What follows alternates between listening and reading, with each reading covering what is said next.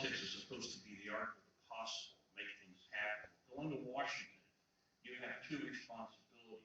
One, put forth your positions and work for them. And two, there are 537 elected officials in Washington, President, Vice President, Congressmen, representatives, and Senate, who have to responsibly run the government. And what this responsibility for running the government seems to be replaced by a hateful theater of the absurd. Kick the other guys while they're down attitude. It happened when the House changed leadership, but the Senate and the House are both on it. Kick the other guys while they're down. What will you do to restore the art of the possible? We'll start the round with Mr. Long, and then Mr. Nieves, Mr. Melendez, and Mr. Oxner. How do you bring statesmanship back to D.C.? That's a great question. And I think a lot of these people that have been there so long, like Reagan said, this concentrated power is always the enemy of liberty. We need to get rid of all of these people who've been there 20, 30 years, both parties. I believe, when you press me with new ideas, they've had their chance and they've failed miserably. And that's just the end of the story. So I will be actively working to get new, fresh faces in there with good ideas, people that get things done. And I'll say this, what I think the Republicans do not do, they're always attacking what the Democrats are failing to do or doing. You need to get to a sense of positive ideas like the fair tax and bring people together. People that are poor don't want to hear less government and less taxes because they're not paying taxes. They want to hear, do you have a plan for me? Yes, we have a plan. It's not keeping you dependent on government. We have a plan for you to bring in every employer, every job fair in the world up in your neighborhood to get you employed, get you going, get you able to take care of your family.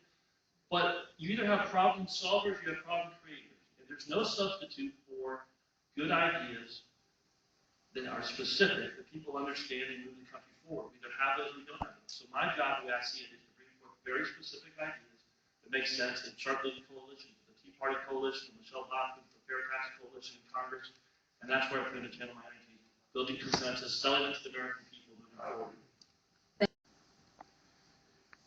It is something that is eating away at our country.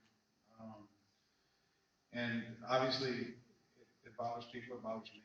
I cannot believe when I hear a congressman won't show up for a session to make some kind of point when they represent hundreds of thousands of people. Just one would love to have the opportunity to be there. There's respect for the president, not the person, but the seat.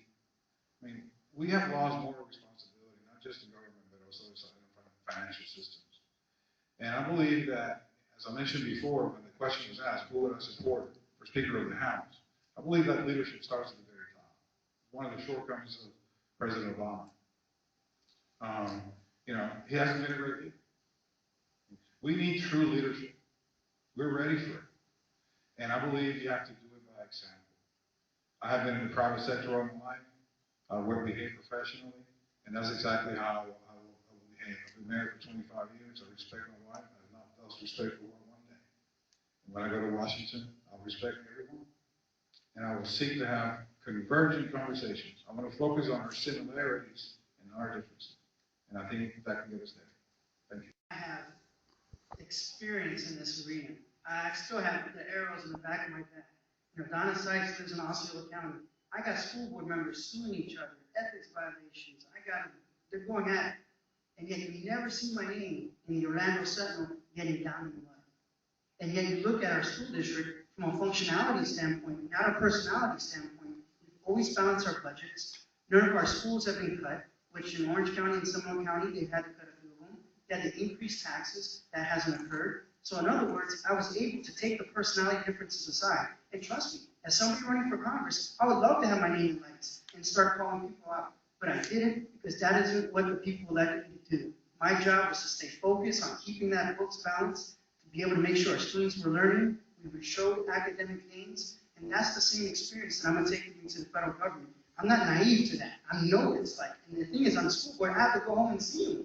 At least in the federal government, when you go home to Illinois, I go home to Florida, and so we don't have to live with each other every single day. So I actually have experience with seeing the political rhetoric, the political grandstanding right in front of me, right next to me, and I was able to kind of put that aside and stay focused on my mission on educating those children and making sure the books were balanced without any increases in taxes, without increases in services, and with our academic performance always going up higher. So that is something that I will bring to the federal government with experience. Leaders leadership of the Republican Party, leadership of the Democratic Party, that they're fighting against each other. We have gridlock. Like I said, John Boehner is going to hate me a lot more than Nancy Pelosi because I need to fight our own party. I'm used to that. I turned around a large manufacturing company. I didn't have to fight our competitors. I had to fight within our own manufacturing company because I came in to do things that had never been done and that were impossible.